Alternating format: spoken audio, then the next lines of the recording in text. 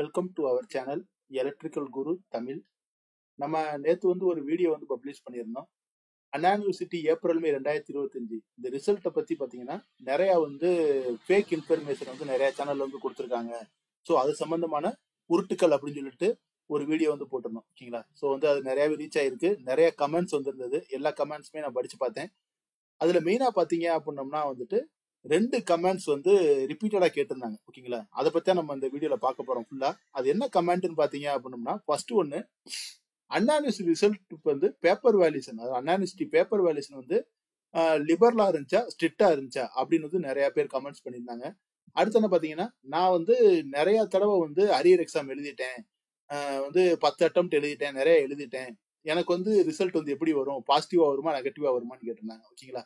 So இந்த comments நிறைய வந்திருந்தது. ஸோ அவங்களுக்காக ஒரு வீடியோ போட்டு நம்ம கிளாரிஃபை பண்ணிடலாம் அப்படின்னு தான் இந்த வீடியோ போடுறேன். ஸோ வீடியோ ஸ்கிப் பண்ணாம ஃபுல்லா பாருங்க. உங்களுக்கு ஒரு புரிதல் கண்டிப்பா கிடைக்கும். ஓகேங்களா? ஸோ இப்ப ஃபர்ஸ்ட் பார்க்க போற என்ன கண்டென்ட் பாத்தீங்கன்னா, அண்ணா யூனிவர்சிட்டியில பேப்பர் வேல்யூஷன் ஸ்ட்ரிக்டா லிபரலா. ஓகேங்களா? ஸோ இந்த கொஸ்டினே பாத்தீங்கன்னா முத தப்பு. ஏன் இந்த கொஸ்டின் நம்ம கேட்கக்கூடாது அப்படின்னு சொல்றேன் அப்படின்னம்னா, வேல்யூஷன் ஸ்ட்ரிக்ட் லிபரல் அப்படிங்கிறது கண்டிப்பா யார் கையில இல்ல அப்படின்னம்னா, அண்ணா யூனிவர்சிட்டி கையிலயோ அல்லது திருத்துற ஃபேக்கல்டி கையிலயோ கிடையாது. ஓகேங்களா?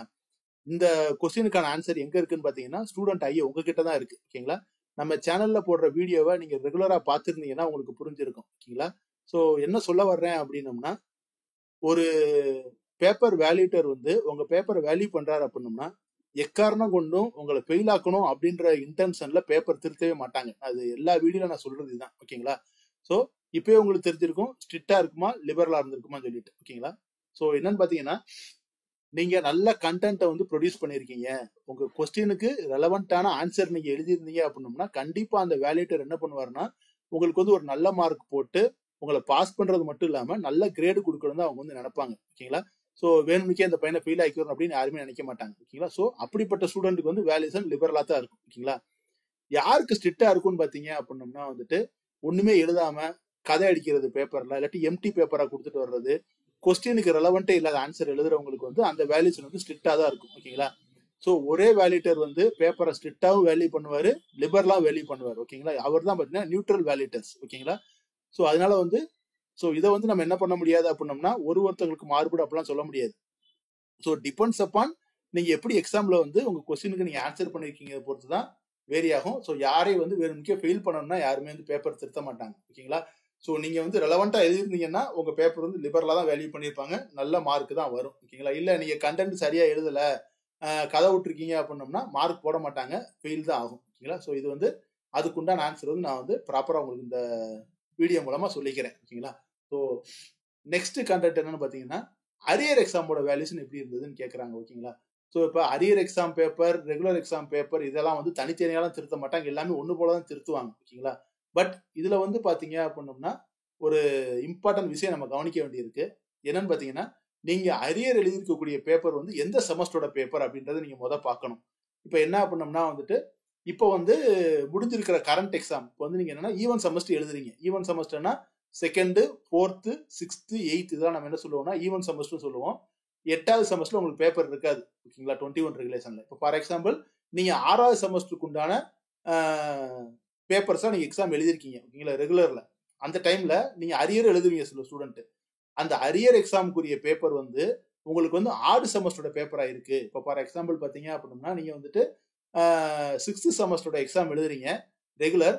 நீங்க அரியர் பாத்தீங்க அப்படின்னம்னா 3வது செமஸ்டருக்குரிய பேப்பரை நீங்க அரியர் எழுதுறீங்கன்னா அந்த பேப்பர் கண்டிப்பா தெரிஞ்சு போய் வேல்யூஷன் பண்றவங்களுக்கு இது அரியர் பேப்பர்னு. ஏன்னா அந்த செமஸ்டர்ல ஃபுல்லா பாத்தீங்க அப்படின்னம்னா செமஸ்டர்ல ஃபுல்லா 4, 6, 8 தான் எழுதிருப்பாங்க. நீங்க என்ன பண்ணிருப்பீங்க, 3ர்டுன்னு எழுதிருப்பீங்க. அந்த பேப்பர் ஃபேக்கல்டிக்கு தெரியும் அரியர் பேப்பர்னு. அப்பத்துல அவங்க மனசுல எந்த ஒரு நினைப்பு இருக்கும் அப்படின்னம்னா, ஏற்கனவே சரியா படிக்காம தான் அந்த பையன் என்ன பண்ணிருக்கான், அரியர் எக்ஸாமுக்கு வந்திருக்கான். சோ பேப்பர்ல மேக்ஸிமம் இது இருக்காது அப்படின்னு அந்த பேப்பர் எடுப்பாங்க. ஓகேங்களா? அப்படிங்கும்போது first impression is best impression நான் சொல்லியிருக்கேன். நீங்க கொஞ்சம் நல்லா எழுதிருக்க மாதிரி தெரிஞ்சது அப்படின்னா கண்டிப்பா உங்களை என்ன பண்ணிடுவாங்க, பாஸ் பண்ணிடுவாங்க. உங்களோட பேப்பர் கொஞ்சம் படிச்சு பார்ப்பாங்க. ஓகேங்களா? இல்ல நீங்க ஃபர்ஸ்ட் 2-3 கொஸ்டின் படிக்கும் போதே நீங்க சரியா எழுத தெரிஞ்சா கண்டிப்பா என்ன பண்ணிடுவாங்க, உங்களை ஃபெயில் தான் பண்ணிடுவாங்க. ஓகேங்களா? இப்போ இதே டைம்ல ஈவன் செமஸ்டர் நீங்க பேப்பர் இதே 6வது செமஸ்டர் பேப்பர் ரெகுலர் எழுதிருக்கீங்க. உங்களோட அரியர் எக்ஸாம் வந்து 4th செமஸ்டர் அப்படின்னோம்னா மேக்ஸிமம் வந்து என்ன இருக்கு, அது வந்து அரியர்னு கண்டுபிடிக்க முடியாது. ஸோ வந்து என்ன இருக்குது அப்படின்னோம்னா பாஸ் ஆகிறதுக்கான பாசிபிலிட்டிஸ் கொஞ்சம் அதிகம். ஓகேங்களா? ஸோ நீங்க வந்து ஈவன் செம்ல ஆட் செம்மோட பேப்பர் நீங்க அரியர் எழுதுனீங்கன்னா கொஞ்சம் பாஸ் ஆகிறது கொஞ்சம் சிரமப்படும். நல்ல கண்டென்ட் எழுதுனா கண்டிப்பா என்ன பண்ணிடுவீங்க, பாஸ் பண்ணிடுவீங்க. இல்ல இப்போ வந்து ஈவன் செமஸ்டர் பேப்பரை தான் நீங்க அரியர் எழுதுனீங்கன்னா உங்களுக்கு பாஸ் பண்றதுக்கு நிறையவே சான்ஸ் இருக்கு. ஓகேங்களா? ஸோ இன்னொன்னு பாத்தீங்கன்னா ஒரு எக்ஸப்ஷன் என்ன வரும் அப்படின்னோம்னா ஓப்பன் எலெக்டிவ் பேப்பர். ஓகேங்களா? அதே மாதிரி பாத்தீங்கன்னா ஹரிசாண்டல் வெர்டிகலா என்ன பண்ணிருப்போம், எலெக்டிவ் எடுத்திருப்போம். அந்த எலெக்டிவ் பேப்பர்லாம் பாத்தீங்கன்னா எப்பனாலும் எந்த செமஸ்டர்ல யாருனாலும் எடுப்பாங்க. ஸோ அதை வந்து என்ன பண்ண முடியாது, இது வந்து அரியரா ரெகுலரான்னு கண்டுபிடிக்க முடியாது. ஓகேங்களா? இது எதுக்கு அப்ளிகபிள்னு பாத்தீங்க அப்படின்னோம்னா வந்துட்டு கோர் பேப்பருக்கு வந்து இது ரொம்ப ரொம்ப அப்ளிகபிளா இருக்கும். ஸோ எந்த ஒரு எக்ஸாம்னாலுமே நீங்க நல்லா எழுதிருந்தீங்க அப்படின்னா கண்டிப்பா உங்களுக்கு என்ன வரும், பாஸ் தான் ரிசல்ட் வரும். ஓகேங்களா? ஸோ இதை பத்தின கவலைகள் எதுவும் வேண்டாம்.